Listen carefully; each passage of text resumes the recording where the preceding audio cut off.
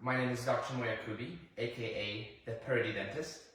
I'm really excited to be here today with you guys because today we're going to make a special video only dedicated for 2020 World Top 100 Doctors in Dentistry, specifically the peer-to-peer system. Today with me is Dr. Kianor Shah. Welcome, Dr. Kianor. Thank you. A little bit about Dr. Shah. He's a practicing dentist and entrepreneur from Southern California. As a traveling healthcare provider, Dr. Shah has practiced in more than 300 offices. As a businessman, Dr. Shah has built numerous co-brand, private label, and peer-to-peer partnership in the healthcare industry. Dr. Shah has completed his undergrad studies at Western Illinois University, where he earned a Bachelor of Science in 2000. Dr. Shah graduated in 2006 with a doctorate in dental medicine from Southern Illinois University. He went on to complete an MBA at Brandman University in International Business in 2016. His participation as a fellow of the International Congress of Oral Implantologists, fellow of the California Implant Institute, and fellow of the International Academy of Dental Facial Aesthetics has culminated his mastership and diplomat status of the International Congress of Oral Implantologists. Dr. Shah has been in various roles as a founder, owner, chairperson, CEO, president, managing director, partner, associate, and consultant for a variety of domestic and international related business matters. In addition to his expertise in practicing general dentistry, Dr. Shah practices in the fields of prosthodontics, periodontics, and many of the other specialty dentistry. Dr. Shah reads, writes, and speaks English, German, and Farsi. Says Dr. Shah, a dentist is a lifetime professional commitment. Part artist, part architect, part entrepreneur, part physicist, part surgeon, part businessman, part therapist, and part community friend. Dr. Shah enjoys world travel, public speaking, studying and researching historical events, and participating in sports including soccer, table tennis, and fitness. And without further ado, welcome again, Dr. Shah. Thank you so much for the kind introduction. Absolutely. I mean, it seems like you've been living for more than 100 years with all those accomplishments. That's amazing. Thank you. I work very hard for making myself better every day and to contribute to our profession. That's amazing. And we would love to have more and more of you in this world, you know? It's amazing. When I get to know the top 100 doctors in dentistry and the peer-to-peer system, I was mind blown. I was just like, this just seems amazing, you know? So as just a person, and I'm pretty sure there's a lot of me in the field out there wondering, what is this all about? So I'm going to ask you certain questions just to get to know the system a little bit more, just like my fellow colleagues and our fellow colleagues wanted to know a little bit more about the system. So my first question is, how did you guys come up with this idea, and what really inspired it? Peer-to-peer systems is not a new idea. They explored this in the financial sector. When I was doing my MBA at the time, I got involved with the financial sector. And I was very interested in the concept of creating lean systems. It's all about systems building that make you successful in a corporate setting, for example. And the financial sector, if you recall, the whole Bitcoin and peer-to-peer lending cut out a lot of the third parties that were charging fees, exuberant fees, and it created a system where it was decentralized versus a centralized system, and it allowed peers to do transactions with each other without the intermediary. So that idea sparked another idea and another idea, and I was wondering, why can't we choose this that has exploded in the financial sector for our own, for healthcare, for dentistry, where we're encountering a lot of problems with insurance, management companies, big pharma, and all of the people that have their hands in the doctor-patient relationship, where we are vulnerable. So the ideas flourished, one thing to another. So we are thinking blockchain, so the peer-to-peer came about in about 2015, 2016, when I started really getting into creating systems that may or may not work in the healthcare sector. Yeah. Out of that came a global summit for implantology, where we tried to create toolboxes for doctors that wanted to enter that space. I also started the Extraction Academy around that time, in 2015, and it sort of went hand in hand in trying to get our doctors that have some sort of love for surgery from extractions into more complex procedures. And we packaged that up really nicely with experts from more than 40 countries that came into LA. That was the first act. The second act was bringing in 20, the executive summit that we did in Southern California with doctors that are in places of authority to give us more access into those things. And then out of that meeting, the next thing came the World's Top 100, which is essentially the third act, an example of what can be achieved peer-to-peer. And there could be many other ways of creating these type of peer-to-peer platforms, but this is just another example. It's not really about being the best of anything. It's about creating systems where you collaborate with your colleagues and gain access and information, because information is power, and access is power, and peer-to-peer is power. Absolutely. So in other words, basically, as simple as I want to put it in my head that I want to understand this, you would say that if I want something from you to help me in something, I don't need a middleman to approach. I can just approach you and you can help me that way. Yes, so for our younger generations, the same mistakes I make cost me millions of dollars throughout my career, throughout the last 14 years I've been practicing. If somebody were to ask me, would you have done something differently? I would say, if I had access to knowledge about this guy that has been doing it for 3 decades or 4 decades, like the podcasts I've been doing with Dr. Williams and the other Dr. Blatchford about it, if we had that knowledge, we would save ourselves a lot of headache and money. And one way, for example, as Dr. Blatchford put it yesterday on a podcast, was you can make a mistake and learn from mistakes, but one thing that's better is if you find out somebody who has made that mistake so you don't do it yourself. Absolutely.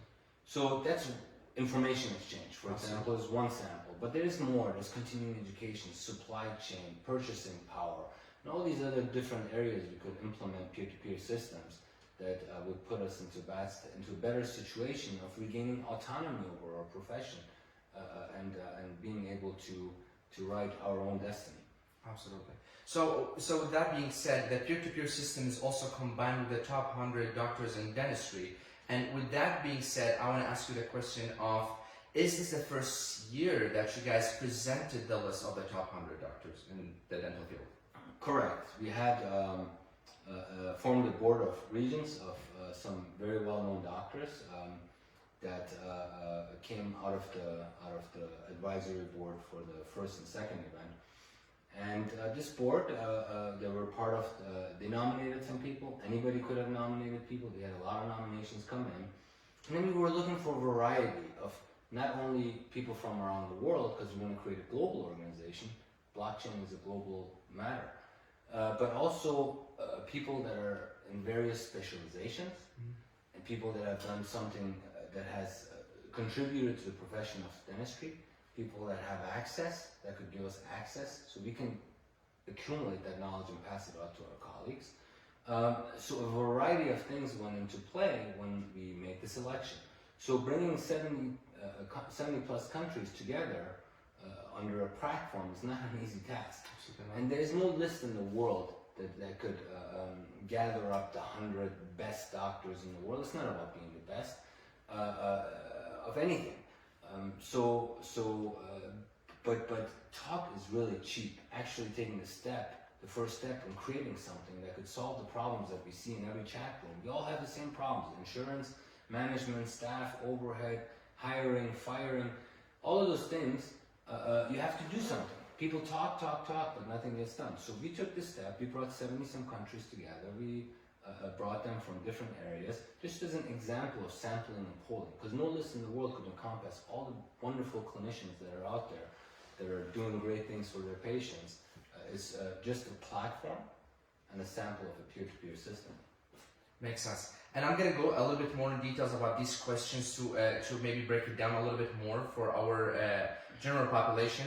But so then you described for me the nomination processes. You guys selected different people from around the world to sit together in a board, in a panel, and create that list of the top 100. Now, I want to ask you is that how did you decide which dentist made that list of the 100? What were the criteria that made these people meet the top 100? So particular criteria, most of these faces you already know from decades of hard work. You have the likes of Dr. Christensen or Dr. Ferran, who doesn't need an introduction. And then you have people that have over 800 research articles, like Dr. Friedman. And you got one gentleman that has 37 patents out of South Korea related to dental products. 37. 37. And you got Dr. Niznik, who has, for example, 33. You got Arun Garg.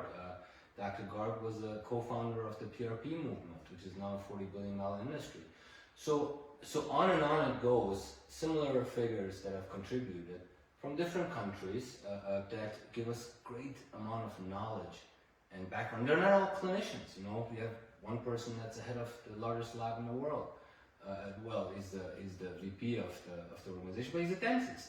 So having all of these people from the journalism sector, from the supply chain, from the clinical perspective, from the surgical perspective, from innovation, all of that creates diversity and creates massive outreach that we could have. Now we're exploring how we can position that with the goodwill sector. I'm talking to global goodwill ambassadors on probably designing some sort of a plan. They're in over 200 countries with 16,000 members that are doing good in the world. And if we could create a system where, for example, you would provide 1 day of free dentistry a month, that would establish you very well in the community as a dentist, and will also get you an award with them. So those discussions are going on, but I think that this peer-to-peer platform will have many applications, and it will lead. It's always that small little idea that sparks and turns into a big fire. Okay, so right now I'm doing the rounds with my colleagues, trying to explain and put it on a table. But the ideas have to eventually come out from us, from within our community. In the financial sector, there was a ledger up there. Everybody could look and keep their eyes on the ball, and then there were no special interest, because it's not possible in that system, right? It's a decentralized system. So now the board is thinking about ideas that relate to creating this platform where nobody's really in control, but the profession as a whole. And that may lead to all of the third parties realizing that they're guests, and if they don't behave like guests, they're going to be leaving this industry sooner or later. Some of these leaders predict that the hedge fund, private equity bubble for these management companies is eventually gonna burst, because they're putting a lot more money out than these offices are making back.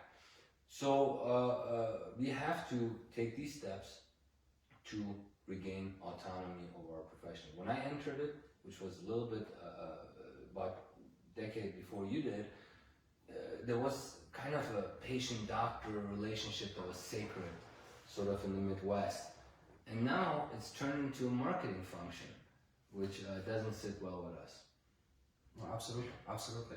So, looking at a few of the other questions that I wanted to ask you is, obviously it was a very difficult process to get to select those people, because there's a lot of dentists around the world, you know, so, and those are big names like the ones you mentioned. I probably know some of them. I don't know the international. I've been out of school for 2 years now, so the whole industry is kind of new to me. You know, you think you learned a lot in dental school, but there is way so much more to learn after that.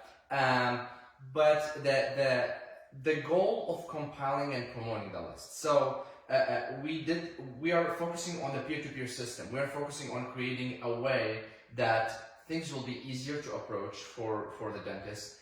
Things will be easier to control, and obviously the goal also to make it a little bit more affordable. You know, the way I think about it is, I mean, it still exists. When we are doing international transfer of money, we have to go to a certain bank, and we have to wait in line and do that.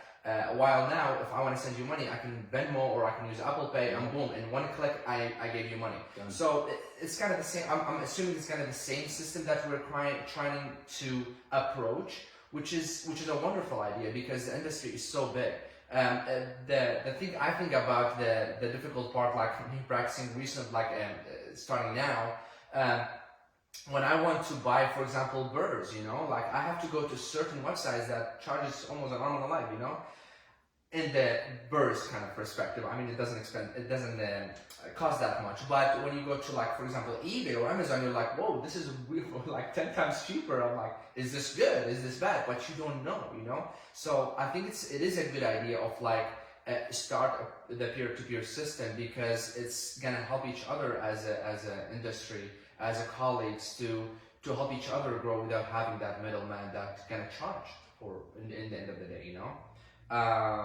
So I really admire this whole process and this whole idea of the peer-to-peer system. So with that being said, what do the general population, or maybe more specifically dentists, do need to know about the system? How will it really impact their life? I mean, I did explain it for me, how I feel like it's going to impact me, but how do you feel like it's going to impact the general dentist or dentists in general around the world? Or patients. Think about it. The reason healthcare prices are so high is because of these corporations, because of what they charge us for overhead. So when we do an implant, we have to pay so much for an implant, and then we have to extend those costs and the parts and all of the expensive things that we have to deal with, guides and this and that. We have to extend it to the patient, so healthcare prices go up, right? When you create systems that are lean and you eliminate certain expenses, then those savings can be extended to you. Let me give you an example. A company that sells you the chairs or whatever, your supplies. Yeah. Some of them have exuberant customer acquisition expenses, could go up to 30%, right? So if you eliminate that expense for them, their main goal and objective is to sell products and whatever it is that they're selling. So when their customer acquisition expense is somehow eliminated by a group of doctors coming together and purchasing from that particular vendor, suddenly they can extend those savings to that group because they're getting their customer on a platter, right? So there's no customer acquisition expense. 30% is no joke, right? 15% is no joke. 20% is no joke. So those savings come to us, and we can extend a certain amount of those savings to our patients when we do the procedure. So now you've created a direct lean system that which is known as purchasing power that you could do. But the problem is everything good gets corrupted, right? You have organized dentistry that is now accepting these management companies and all of these schemes after years and years of lobbying and manipulation. And so everything good could go corrupt. Power corrupts with time. So we need an independent system. So what a board is directly heading is a self-sufficient, independent system, independent of ownership or control of any one person or one entity or one board, whatever it is, right? So self-sufficient system that will allow us to empower and enable ourselves. When we pay these companies exuberant amount of money, something that's in a catalog that costs twice of what you see on Amazon or eBay, we are empowering them. We need to empower ourselves. When we empower ourselves, then they have to come to us, because without us, they don't exist. And that's the story. The same way the insurance companies came in and we started accepting them when there wasn't one of them, the same way they're going to exit the industry if we stop taking them. So I'm not recommending to stop taking them. I'm recommending what Dr. Blatchford said, is to just go out of network and give the patients the bill or file for them, but always focus on your own fees when you're doing a procedure, because you don't treatment plan based on what insurance companies say. You treatment plan based on what's in the best interest of the patient, correct? Absolutely. So these third parties have, after they gained market share and kind of hooked us like a drug, now they're turning around and now they have the upper hand. You know, you guys don't want to take our insurance, great, the next guy will, and we won't refer you any patients. But when they devalue our procedures and us and so some CEO can make more money, that's when we have to draw a line. Say, hey guys, you guys came to this door and you're going to exit through this door if you guys don't change real quick. And that's what we can achieve through a peer-to-peer system. Not just the insurance companies, not just the management company, anyone that wants to interfere with the patient-doctor relationship. Absolutely. And I think what you mentioned, like you hit it on the nail, like it's perfect, because I think a lot of people, like from my experience and hearing people and seeing on social media and everything like that, is that a lot of people struggle with the overhead. One of the biggest nightmares is the overhead. How can I keep it low? How can I keep it low? Well, how are you going to keep it low if everything costs a lot, you know? But if we control that market, if we have the ability to say what the price is, And the same thing go to the insurance, where it's like basically they're dictating what kind of treatment we're supposed to give the patient. And I'm like, this is the line we have to draw. You know what I mean? It doesn't work that way. It's a treatment plan for us. Yeah, basically that's what it is. It's like where we do 2 cleanings a year. What if the patient don't pay for this and you pay for that? If you did that, you'd lose your license. If you told the patient, I'm going to do this, these are instead of giving the patient options, you say, I'm just doing that, I'm not doing this, you could lose your license for not, you could get in trouble for not giving them the options of all the treatment modules. But the insurance companies waltz in, they set the rules. First thing that comes out of a patient's mouth is, does my insurance accept it? Were the boards there? Were the boards there to say, hey, you guys are sort of indirectly interfering with the patient-doctor relationship. You can't treatment plan properly because they're looking at their maxes and what the coverage is. And they want to stay within that.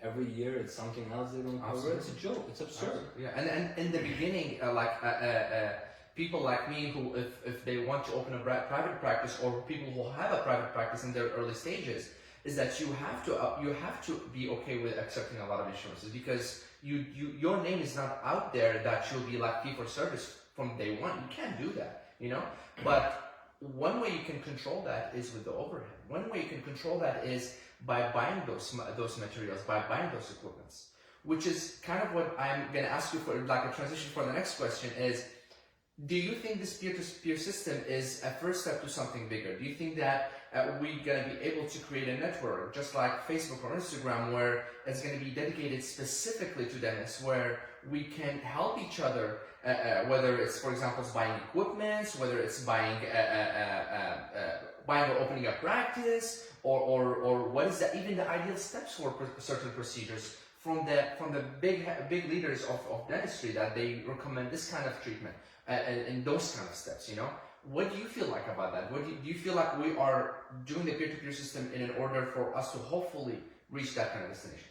That's the end goal. So 3 years into it, we've accomplished 3 different things. I think we've woken up a lot of dentists, the happy ones and the sad ones, however it is. We just keep plugging away and implement the next idea and the next idea. And I think we will get there to a point where you have a system that's self-sufficient, that is comprehensive, that's sort of an independent society or an independent association, the peer-to-peer planet over here.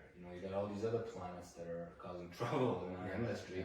So we need that peer-to-peer planet, or we will end up, in my opinion, like the pharmacists and optometrists, where they become worker bees for these corporations, versus the autonomy that we would love to have.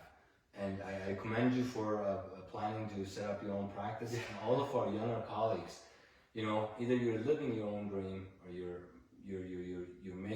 empowering, or you enabling somebody else's dream. In order for you to live your own dream, have full autonomy over your materials, your equipment, your practice, your staff, and everything that trickles down to chairside, you need to be your own boss. I work 3 days a week. I have 2 chairs. Build a over $1 million practice in year 2 with $100,000 investment at first. There's some TI things to know. There's a lot of tips and tricks that you could get from your colleague. Absolutely. If your colleague, if you engage with your colleague. Well, I got first dibs here right now, so.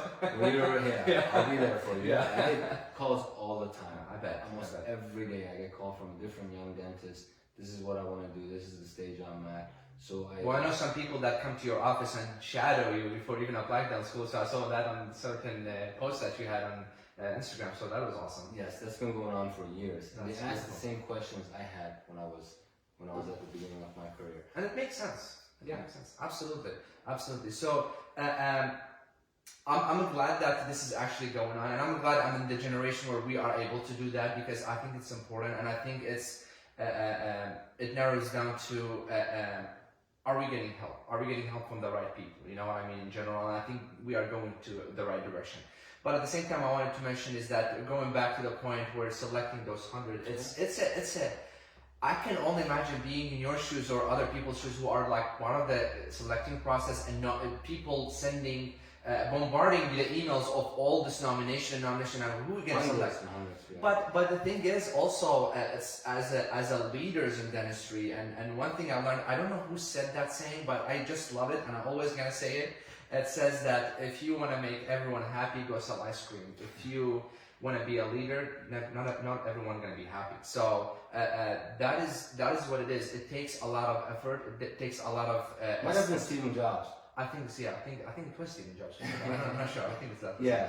Yes. In some form. Go sell ice cream. Yeah, exactly. And that's what it is. Is that when you want to achieve something big, it's not going to be easy. You know, if you want to climb Mount Everest, it's not going to be like walking down the streets. You know what I mean? It takes a lot of effort and a lot of dedication to be there. But you can sit there and talk and talk and talk and not do anything, or you can take the first step and do something for somebody. We can't save every dentist in the world. The ones that actually see value in this project, that want to join this project when it's ready and up and going, you can start by creating more and more peer-to-peer relationships. That's probably the first step. The second step would be to create an environment where we all put our egos and differences aside, or most of whom are willing, and look for a bigger vision where we collaborate and actually resolve all of the issues internally versus turning to outside parties. Absolutely. And I think, again, like I said, this seems like it's a lot of work, but I am one of the biggest supporters for you guys. That I admire you for doing this, because this is I see the future that this will help not only me, but it will help a lot of dentists. Even though if we get some pushbacks, it will happen no matter what. But I think action speaks louder than words. And we have to really take big steps to be able to achieve that, because it's for the better for our world, you know. Money is not the driving factor for us. Throughout the nomination process, and we looked at hundreds upon hundreds of nominations and applications and referrals, and when the board had to have majority vote, we were looking at their credentials, research. Have you done something in innovation? Have you done any humanitarian work? Have you done all of those things? We have a few humanitarians on that panel as well. All of those things were considered, and we had to have majority vote, but it was never about the money. There was no money exchanged to the regions, to any of the top 100 who voluntarily came in, once, you know, especially those that totally understand this peer-to-peer concept. And there was no money exchanged with myself of having countless hours allocated to trying to build this peer-to-peer systems for my colleagues, and there's been absolutely $0 exchange in any capacity. And that's wonderful, and that's just wonderful, you know. But in the end of the day, just envisioning how much it's going to impact our industry, it's priceless. Great. It's amazing. Absolutely.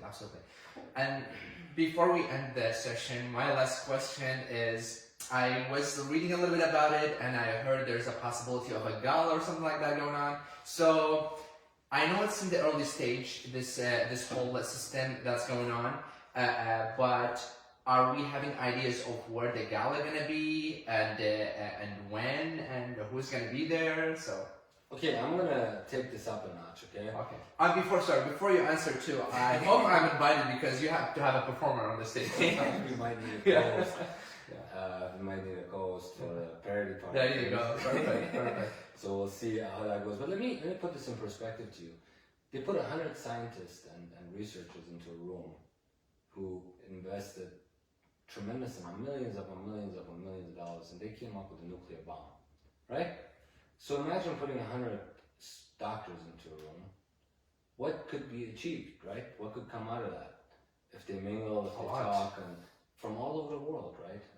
Some significantly accomplished doctors. Again, I don't want to say the best of the best, because that's not what it's about. Yeah. And so a gala for us and an educational event are on the charter.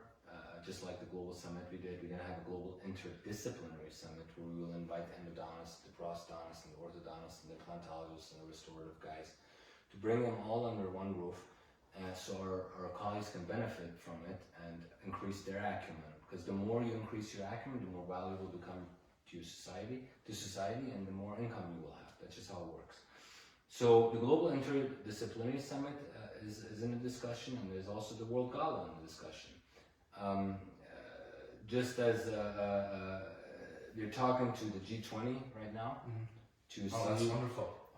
this is one of the biggest business meetings between nations. If you could also get in with world leaders and see if you can influence policy for the better with this peer-to-peer concept. So in discussions of having the top 100 and a select group of them, about 20 of them go down, or all of them go down, and actually have the gala there, but 20 people participating with the group, or holding it in Hollywood, kind of like the CNN Heroes or the Golden Globe, in the same room actually at Beverly Hilton. We were talking to them as well.